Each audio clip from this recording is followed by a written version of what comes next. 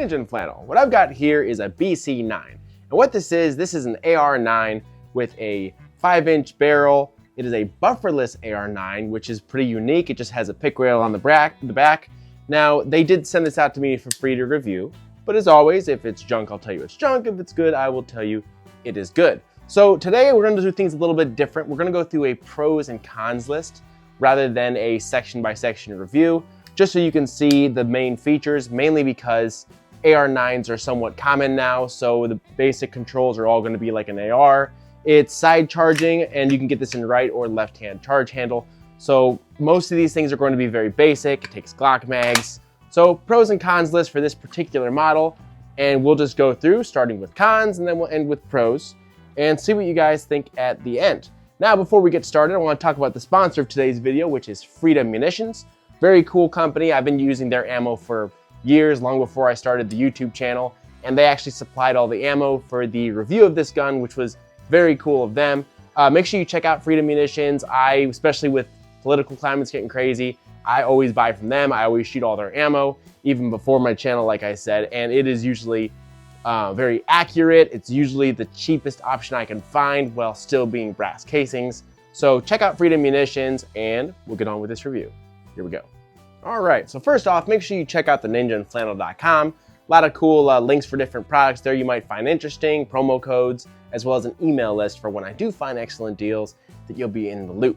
Now, moving on to our pros and cons list, as previously mentioned. Cons, the biggest one that hit me right out of the box was that the threads on the end here are 1/2 by 36, not 1/2 by 28 like every other 9mm on the planet. It's 1/2 by 36.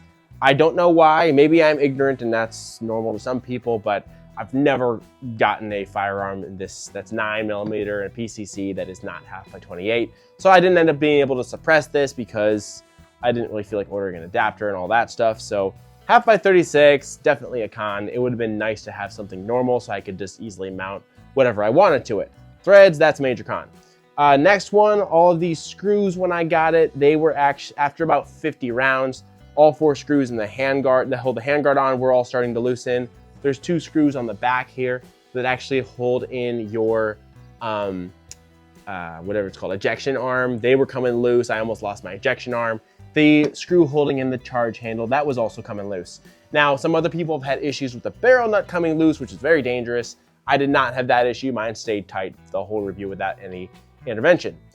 To fix that, I ended up taking all the screws out, re-Loctiting them and torquing them all back into spec, and I never had an issue again. So that may be that the hardware is not faulty and just the installation was faulty, which isn't difficult to fix if you are ready for it and you know that you need to do that. I would recommend that they maybe just put a disclaimer or like a note that says, we expect you to finish torquing it, something like that. So yeah, that's the second con would be that the screws are not torqued down that well and they do loosen on you. The next one would be a severe safety issue I discovered. So I started shooting this, fired a couple rounds, and I kept giving double shots, double rounds, double fires. And I'm like, something's off. Like they were so fast I could hardly tell. So I through some investigation, I found out that if you put a bolt in your chamber and drop your bolt,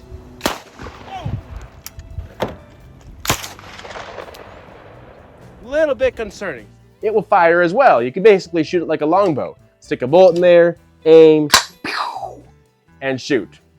Kind of horrendous, a little bit intriguing, but ultimately horrendous and likely to shoot somebody in the foot with it. So I ended up calling Bear Creek. I said, hey, I think that your firing pin spring is a little too light. That was my evaluation, and I think that the just the force of your bolt slamming home is overpowering the spring for your firing pin, and then it's striking the back of the primer, and they're going off, which is causing it to occasionally double fire while cycling and usually fire while dropping it.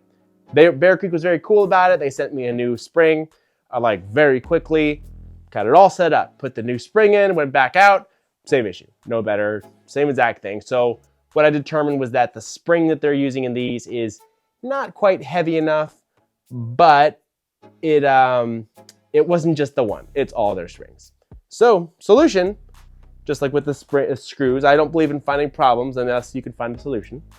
Solution was I ordered a CMMG AR9 firing pin spring for exactly $2 or $3. Put that in there and it completely solved the problem. So simple enough, you can solve it with about $3, which is good for us, kind of bad for them that they could have fixed it for that cheap. So that's a big con. It going off by itself was horrendous. Moving on to the next one is that there is no bolt hold open on your last shot. You can lock it back with a regular AR styled bolt lock. However, your mags do not activate it. And nowadays it's kind of embarrassing. I really wish that they would have built a system into the lower for your mags to activate that, because essentially it's running like an AK. You find out you're empty by it, click, change your mag, and then you're back in business. But it'd be nice if it held back and it was normal per se. So that might be it for my cons. The side charging handle on the right hand side wouldn't be bad if you're left-handed. They do make a left side charging handle as well, so I'm not going to ding that. That might just be a good preference thing. Yeah, so as far as cons go, those are the major ones: threads, loose screws, fires by itself, so you need to replace the spring, and yeah, very fun. Let's move on to the pros that I found. So first thing I want to talk about in the pros section is the basic overall finish of the firearm. So a lot of companies who even make good products, they don't do super well with their finishes, the coatings and millings. If you look at this, it is made quite well. Like you can tell, even the hardware they used, the upper, the lower, the pick rail in the back, it's pretty chunky. It's machined nice and clean. There's no milling marks, scratches, dings, scuffs in paint. I would say that actually the overall finish and structure, it feels like a pretty solid gun, and their basic material is actually good. So I'll give them a thumbs up for that.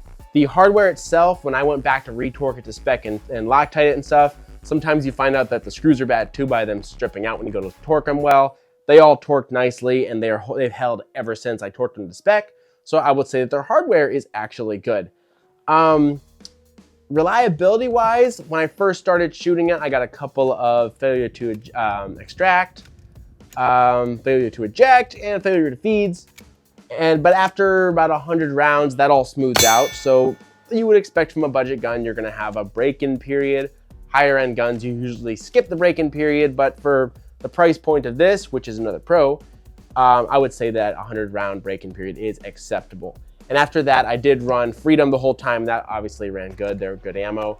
But I also ran, I forget what it was called, but some kind of Turkish ammo that was very crappy. We nicknamed it the Turkish Delight, which is funny. Some rounds would have like, you could tell they had double powder. They're ejecting twice as far with a fireball on the end, and other ones would barely eject. But it did run the Turkish Delight ammo pretty well as well. So reliability, it wasn't bad. Accuracy, I think it was shooting about a 2 to 3 inch grouping at 50 yards, which isn't great, but for a little 9mm, that's not the worst thing in the world. Although it could be better, but I won't bash it too much for that. Other pros are, it's really nice to not have to have a buffer tube. I know some AR9s do use a buffer tube still. You got your folding brace on here, which did not come with it. This is one I added. And yeah, it's designed pretty well. It looks pretty cool. Another pro, I guess you could be, for some people, is that it takes Glock mags. I don't usually shoot Glocks anyway, so that's not a huge pro for me. But for most people, that is nice. They got Glock mags laying all over the place, so you can use those mags. It's direct blowback, which for me would be a con, but for most people, they may not care. People who like the Scorpion, B&T, all that. I'm more of I like roller delay better, like the Strybog A3 and MP5.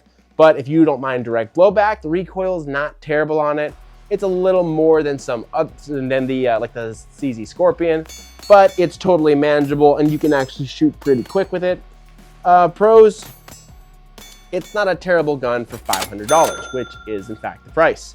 You just need to know when you get it that you're going to need to replace the firing pin spring before you even load your first round. You need to take everything apart, re-torque everything, and then do some good testing at the range to make sure you don't find some other suspicious issue that I did not have with mine. I would also say if you're not left-handed, make sure you get the left side charge handle. There's not really any reason to need to do some of these if you don't have to. So that's pretty much it. This is the Bear Creek BC9. And for a gun with a reputation that's not great, I'm not gonna lie, their company does not have a great reputation. Once I worked through the issues on this, it's not a terrible firearm. Now, what I do need to do is I need to work more with Bear Creek and see if I can get them to replace all those springs so somebody doesn't shoot themselves in the foot. Hope you enjoyed this video. I'll probably do a more deep dive review into everything about this, not just pros and cons, so stay tuned.